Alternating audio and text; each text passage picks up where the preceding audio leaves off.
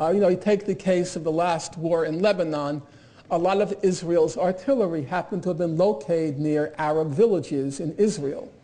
And then the question became whether it was intentional or they were simply deploying artillery in the available areas. Hard to tell.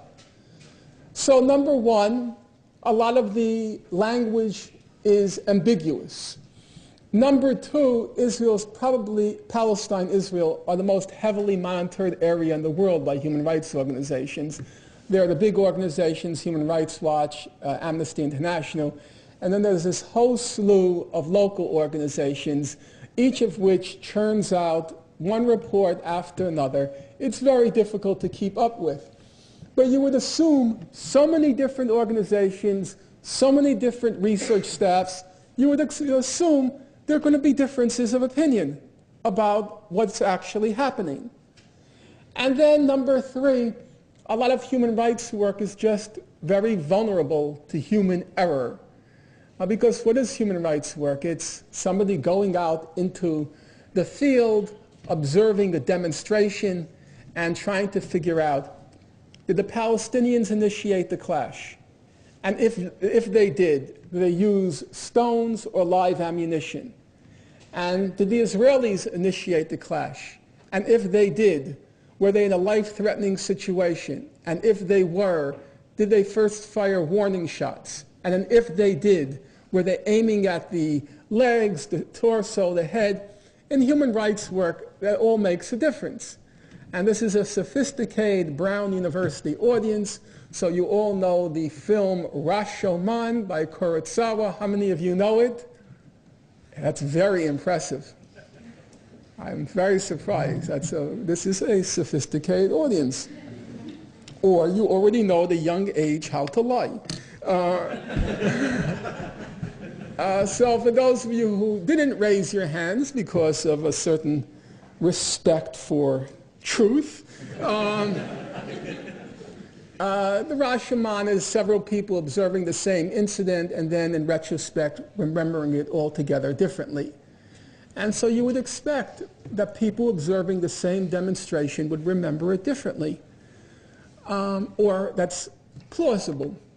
And one of my own surprises, and I do mean a surprise, I had gone through at one point, I was writing something, and I went through several thousands of pages of human rights reports over a 20-year period from the beginning of what's called the First Intifada in 1987 up until roughly 2005.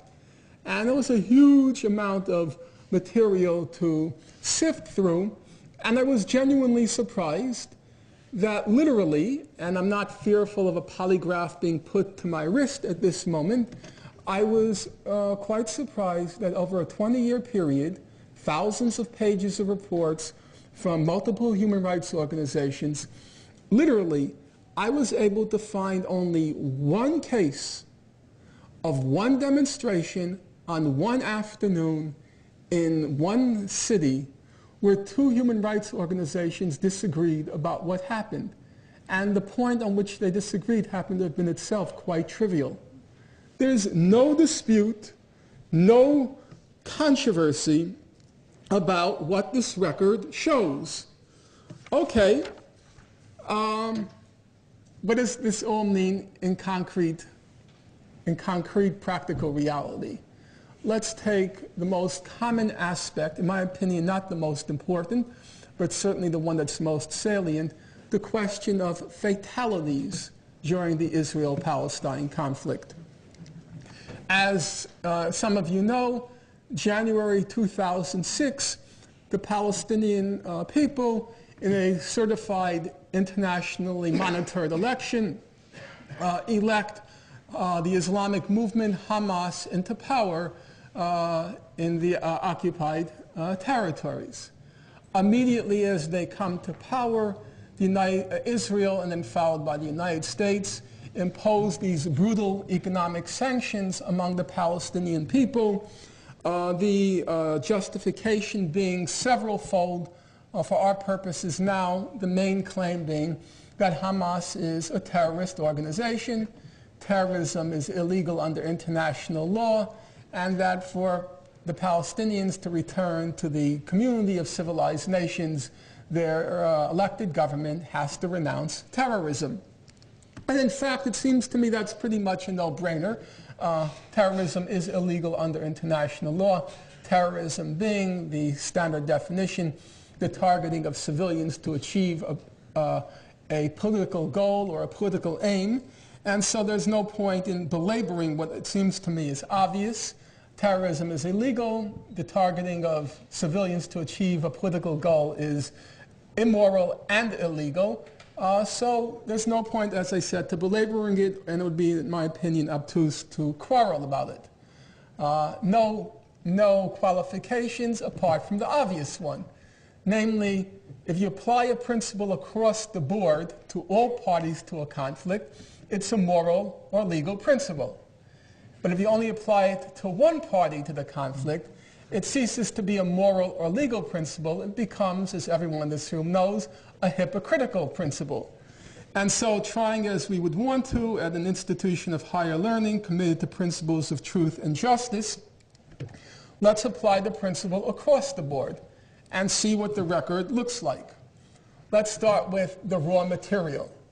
The second Intifada begins September 2000. If you look at the numbers up until today, about 4,700 Palestinians have been killed and about 1,000 Israelis have been killed. So strictly in terms of numbers, the ratio is now about 4.7 to 1 in terms of fatalities. That's, as they say, the first level of analysis. The second level of analysis is, of course, not to look at total numbers of fatalities, but to look at numbers of fatalities who are civilian on both sides, because according to the laws of war, it's legitimate to target combatants. So we look at the number of civilians killed. It's about, the ratio is about 3 to 4 Palestinians killed for each Israeli killed. So if we're again looking at the second level of analysis, it's still, the imbalance is quite pronounced against the Palestinians. Nonetheless, there's still a third level of analysis, which those of you who in the audience who are more acute, not to mention disturbed by my remarks, would want to make. And the third level of analysis, in my opinion, is perfectly legitimate. Namely, isn't there a difference between Palestinians targeting Israeli civilians and Israel unintentionally killing Palestinian civilians? That's the conventional argument that's made. We shouldn't sneer or snicker, I think. We should try to treat it seriously and see where it leads us. Or you take the case of Jeffrey Goldberg, who was the New Yorker's correspondent in the occupied territories. I guess he's now with Atlantic Magazine.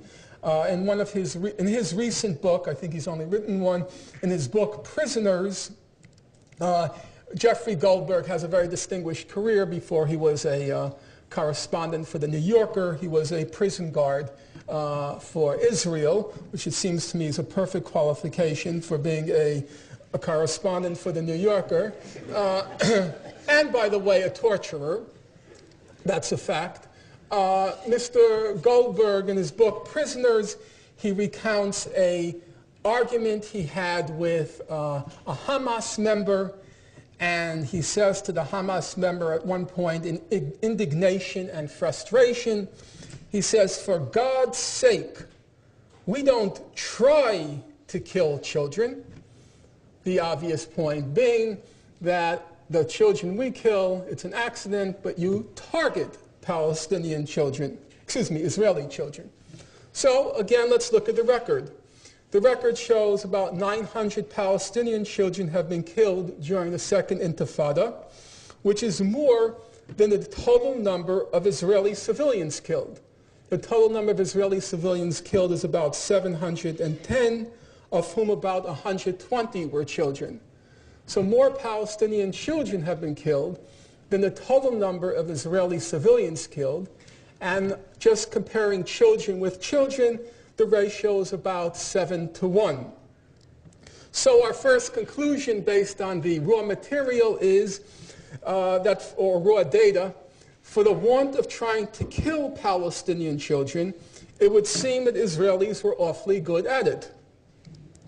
But is it even true that Israel doesn't deliberately kill Palestinian children? Not according to human rights organizations. So if you open up to the reports of, say, Amnesty International, they write, quote, that on many occasions Israel deliberately targeted Palestinian demonstrators, of whom many were children, in fact, overwhelmingly children. And then they say in other cases Israel used indiscriminate, excessive, and disproportionate force. For example, of the 37 Palestinian children killed in the first month of the Second Intifada, of the 37 Palestinian children killed during the month of October 2000, 20 died from a direct bullet shot to the head. Well, let's make the best case for Israel. That's how a lawyer, or I think an honest debater, would pursue the matter, not the easy case. Let's take the best case, namely the question of indiscriminate killings, not deliberate killings. But under international law, indiscriminate killing is no different than a deliberate or intentional killing, because the principle is, it's a fairly uncomplicated principle, the inevitable and foreseeable consequences of an act count as an intention.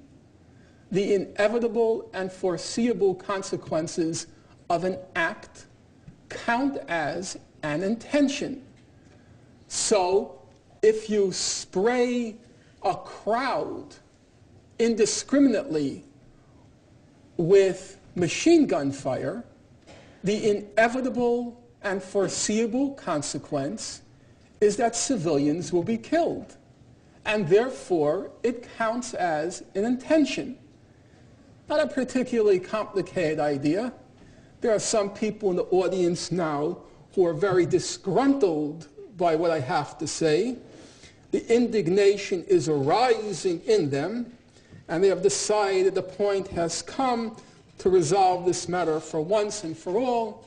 And one of the audience members rushes up to the platform, pulls out a dagger, and plunges it into my heart. And I am prematurely, at any rate in my opinion, dispatched to my maker. Brown University has this person arrested, I hope. And although it's too late to hope, the person goes before the judge, and the judge asks, do you have any extenuating explanation? And the person says, well, I didn't intend to kill ex-Professor Finkelstein. I was just testing the sharpness of the blade of my dagger. Well, obviously that explanation is ludicrous, at least I would hope it would be, because the inevitable and foreseeable consequence of plunging a dagger into my heart is, alas, I'm going to die. And so since that's the inevitable and foreseeable consequence, it is deliberate, exactly what Hamas is accused of. Okay, that's still at a level of abstraction. We're dealing with my heart. Well, let's now proceed to look at the conflict. What does it look like in reality, in the real world? We'll take the case of a wonderful Israeli journalist for Haaretz newspaper, person I genuinely admire, and as a human being I like, which is not always the same thing. His name is Gideon Levy, and Mr. Levy is covering the occupied territories, Gaza, November 2006, a fairly typical day in Gaza. Israel is firing indiscriminately artillery shells into Beit Hanun. And this is what Mr. Levy has to say. Someone who throws burning matches into a forest can't claim he didn't mean to set it on fire. And anyone who bombards residential neighborhoods with artillery can't claim he didn't mean to kill innocent civilians. Therefore, it takes considerable gall and cynicism to dare to claim that Israel Defense Forces did not intend to kill inhabitants of Beit Hanun. I particularly like that dispatch, not only for its accuracy, but how, in simple journalistic fashion, he translates the legal principle, I suppose, unconsciously. He's simply using common sense, which is what legal principles are supposed to do. When they start drifting too far away from what common sense tells you, then something is going awry. So what does he say? If you fire indiscriminately into a civilian neighborhood, it takes gall and cynicism to dare to claim that you did not, and what's his word, intend to kill inhabitants of Beit Hanun. The inevitable and foreseeable consequence counts as an intention. Okay, well, where does that leave us? We could look at it abstractly. You take Israel's leading authority in international law, Yoram Dinstein, president of Tel Aviv University, very smart guy. Unfortunately, when it comes to questions bearing on Israel, he's a wretched apologist, but as a student of international law, very impressive. You open up to his standard work on the laws of war, and he says, there is no genuine difference between a premeditated attack against civilians, which is what Hamas is accused of, a premeditated attack against civilians, and reckless use of force, which, making the best case for Israel, is what it's accused of. He says, and now I'm quoting him, they are equally forbidden. So, where does that leave us? The only differences between Israeli and Hamas terrorism are, one, Israeli terrorism is about 3 to 4 times as lethal, and two, no demand, let alone sanctions, has been imposed on Israel to renounce terrorism. Well, if Israeli terrorism is several times as lethal as Palestinian terrorism, and no demand, let alone sanctions, is imposed on Israel, then it seems to me fairly obvious that's not a legal or moral principle. That's a hypocritical principle and deserves contempt. Well, some of you may agree so far. Some of you who are generous will agree so far. It doesn't seem to be that complicated. The numbers seem to be pretty precise. The law fairly, in these cases, pretty uncontroversial. A broad consensus. But it can't be true that this conflict is not difficult to resolve. That's very hard to believe. It's been going on twice, or I should say its most recent phase, has been going on twice as long as about 3/4 of the people in this room. Most of you are in the age 20, and it's been 40 years. That's really quite extraordinary. You take your mind like a reel, a movie reel, and you go backward, and you go from age 2, 3, your first birthday party, 2nd grade, your 4th grade teacher, your communion, bas mitzvah, bar mitzvah, sweet 16, this and that, and then you double it, and it's still going on. And can it really be that simple? How can that be? Well, let's look at the record. The record shows, for at least the past 30 years, there's been a consensus, the entire international community, on how to resolve the conflict. Some of you say, well, that's speculation. But it's not. We have a record. It's very easy to look at. Everyone in this room is computer savvy and literate. All you have to do is go to Google and type in peaceful settlement of Palestine question. That's the title of the UN resolution that's voted on every year in the United Nations General Assembly. And the vote's quite remarkable. What does the vote show? Let's take the last year of the Soviet Empire, 1989. The terms, I should say, everyone in this room knows. The terms are what's called the two-state settlement, namely a full Israeli withdrawal from the territories it occupied in June '67 because of that fundamental principle of international law, inadmissibility of acquiring territory by war. And then there's another principle of international law, Article 2 of the UN Charter. It's inadmissible to threaten or use force against any member state of the United Nations.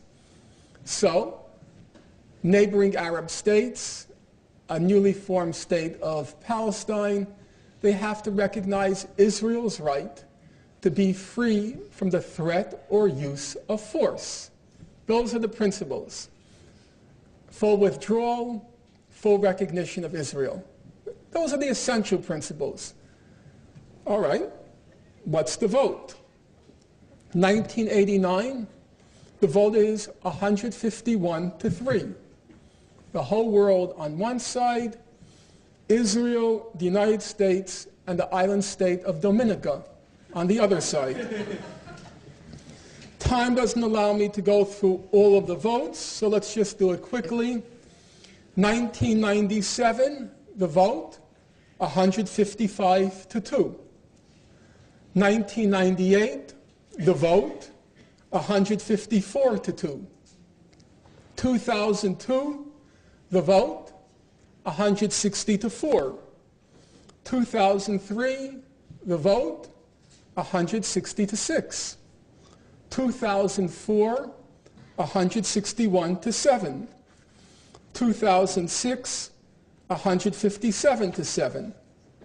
This current year just passed, the vote, 161-7.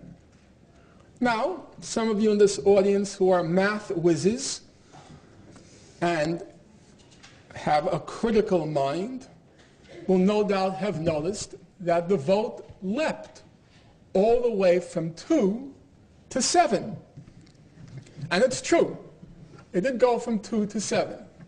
Traditionally, it's been the United States and Israel. In recent years, they've been joined by Nauru, N-A-U-R-U, Palau, P-A-L-A-U, Tuvalu, T-U-V-A-L-U, the Federated States of Micronesia, and the Marshall Islands. And that's it. The whole world on one side, and Israel and the United States and the other countries. Some of you, not all of you know those other countries. I have to admit that although once I taught the topic, I did not know them either. I think suffice to say, even though it may not be politically correct, the total populations of Nauru, Palau, and Tuvalu can fit in the empty seats in this room, and there would be room left over.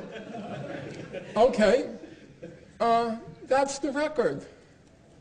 And that's been the record since right after the June '67 war. I recently came across an article by a renowned authority in international law from 1970 called The Middle East Problem. The fellow's name, older people will remember him, Quincy Wright. Anyone remember Quincy Wright? Yeah, he was at, I think he was at Harvard at the time. Very smart guy, very respected. This is what he wrote in 1970. 1970, bear in mind. In view of the acceptance of Resolution 242 by the adjacent Arab states except Syria, the major obstacle to progress seems to be the refusal of Israel to do so and to agree to withdraw from occupied territories. That was the problem. 1970, Israel's refusal to withdraw from occupied territories.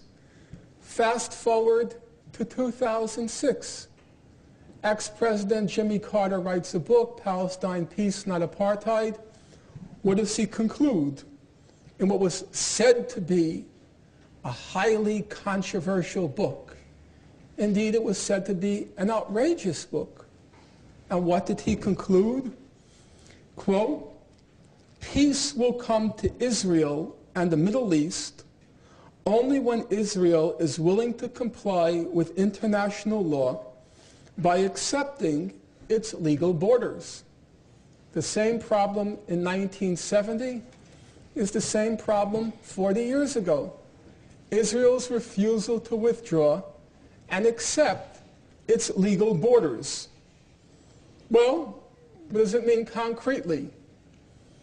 When Hamas was elected into power, the second major allegation against Hamas was it practiced terrorism and it refused to recognize the state of Israel. As a principle, again, it's uncontroversial.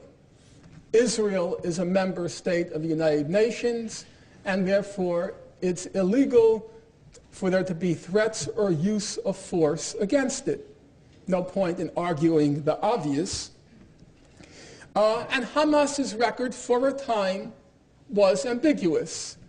You could say sometimes they made harsh statements about Israel, and you can say in more recent times, since 2006, their record has been fairly consistent, supporting the two-state settlement along the lines of the international consensus.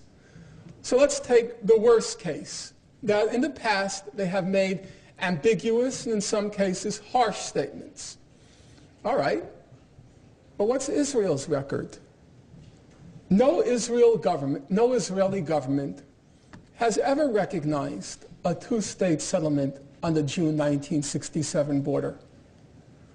No Israeli official has ever recognized a full Israeli withdrawal from the territories it occupied in June 1967. So while these brutal sanctions are imposed on Hamas because it allegedly refuses in words to recognize Israel, in practice, the state of Israel, not words, but in practice, it's building a wall which illegally annexes between 10 and 13% of the West Bank. It's de facto annexed the Jordan Valley, another 10 to 20% of the West Bank. De facto annexed, well not de facto, de jure annexed Jerusalem, cut up the West Bank into 6 major fragments and multiple minor fragments, and has left the Palestinians approximately 50% of the West Bank on which to exercise their alleged right to self-determination. What's left? Israel's main newspaper, Haaretz, writes, between the eastward expansion of the Israeli settlements, the westward expansion of the settlements, the Palestinians are left with no territory on which to establish a state. And yet the only issue that arises in public life is why don't the Palestinians recognize Israel in words, while Israel is dismantling the Palestinian state in practice. That's the record as far as I can tell. Obviously, going through it in a rapid fashion. Then where does the controversy come from, if that's true?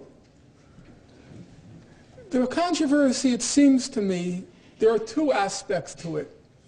Part of the controversy, in my opinion, a small part, it is legitimate. We shouldn't pretend there are no aspects of the conflict which are controversial. Let's take the one which looms largest and which I haven't yet addressed, namely the question of the Palestinian refugees. Let's start with basics. You can agree on facts, but disagree in your moral judgments. That should be fairly straightforward. Your moral judgments don't spring from the facts of a situation. You take a case like Benny Morris. He says, I agree the Palestinians were ethnically cleansed in 1948, but he says, I think it was a good thing. He says sometimes ethnic cleansings are good things. He points to the United States and he said, wasn't it a good thing that the native population was, to use his words, annihilated? Had it not been for the annihilation, again his word, of the native population, he says, you couldn't have had the great American Republic. And therefore, he says, it was a good thing. And he says it was a good thing in 1948 with ethnic cleansing of the Palestinians, because then you got the Jewish state. And in fact, Mr. Morris is very emphatic. He becomes more emphatic as time passes, that the error error Israel committed in 1948 was that it didn't expel all the Arabs from Palestine. The ethnic cleansing, in his words, was lamentably only a partial one. It was unfortunately not a comprehensive one. If, he says, all the Arabs were expelled from Israel, the West Bank, and Gaza, we wouldn't have a Palestinian problem today. You know, there's some wisdom to that. Germany today doesn't have a Jewish problem. In fact, in his most recent interview, Mr. Morris says the problem now is maybe we have to nuke Iran. Nuke. He doesn't want a conventional war. We have to nuke Iran, he says, in order to put the Arabs in their place for a few generations to come. Now, you can say Morris's moral judgments are wrong in the way that you can say facts are wrong. You could say they are Nazi moral judgments, and I think that would be accurate, but you can say they are wrong moral judgments. If you leave Mr. Morris aside for the moment, and you return to the moral universe of normal human beings, you still have complications, and we should be honest about those complications. Because people can agree in their factual judgments, their moral judgments, and their legal judgments, but still disagree in their political judgments. Now that sounds a little bit more complicated, because don't our political judgments come from our legal and moral judgments? Not really, not always. Let's take a case with most of you are familiar with, at least by name. You take the case of Professor Chomsky. His view is factually the Palestinians were ethnically cleansed in 1948. That's what the scholarship shows. Morally, of course, ethnic cleansings are abominations, not worth belaboring. Legally, Palestinians, of course, have the right of return, which in fact, it may come as a surprise to some people in the room, that's also an uncontroversial issue. 2000, 2001, Amnesty International, Human Rights Watch, they issue official statements on the question of the right of return. And they write unambiguously, uncontroversially, of course, Palestinians and subsequent generations which have maintained links with the land, that's a technical language, have the right of return. And Professor Chomsky, not one to slight international law, they have the right of return legally. But then there's a separate question. We can agree on the factual, moral, and legal issue, but then there's a political question. Chomsky says, politically, I don't think it's going to happen. I don't think that Palestinians will be able ever, because there's insufficient political will, to ever implement the right of return. And therefore, he says, I think it's immoral to tell Palestinian refugees in Lebanon that they're going to be returning home when you know and they know they're not. Now, my own view, for what it's worth, is that's a political judgment. And a political judgment means you have to weigh 1,000 different factors, and then decide on what's feasible, what's possible, and what's not. If you reach the conclusion, as Professor Chomsky weighing the factors, if you reach the conclusion it's really not feasible, it's not possible, then I think he's right. It's immoral to give people hope when there is no hope.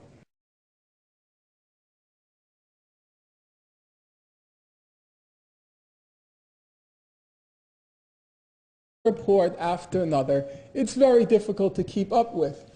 But you would assume so many different organizations, so many different research staffs, you would assume there are going to be differences of opinion about what's actually happening. And then number three, a lot of human rights work is just very vulnerable to human error. Because what is human rights work? It's somebody going out into the field, observing a demonstration, and trying to figure out, did the Palestinians initiate the clash? And if they did they use stones or live ammunition? And did the Israelis initiate the clash? And if they did, were they in a life-threatening situation? And if they were, did they first fire warning shots? And then if they did, were they aiming at the legs, the torso, the head? In human rights work, that all makes a difference. And this is a sophisticated Brown University audience, so you all know the film Rashomon by Kurosawa. How many of you know it? That's very impressive. I'm very surprised. This is a sophisticated audience. Or you already know the young age how to lie. So for those of you who didn't raise your hands because of a certain respect for truth, the Rashomon is several people observing the same incident and then in retrospect remembering it altogether differently.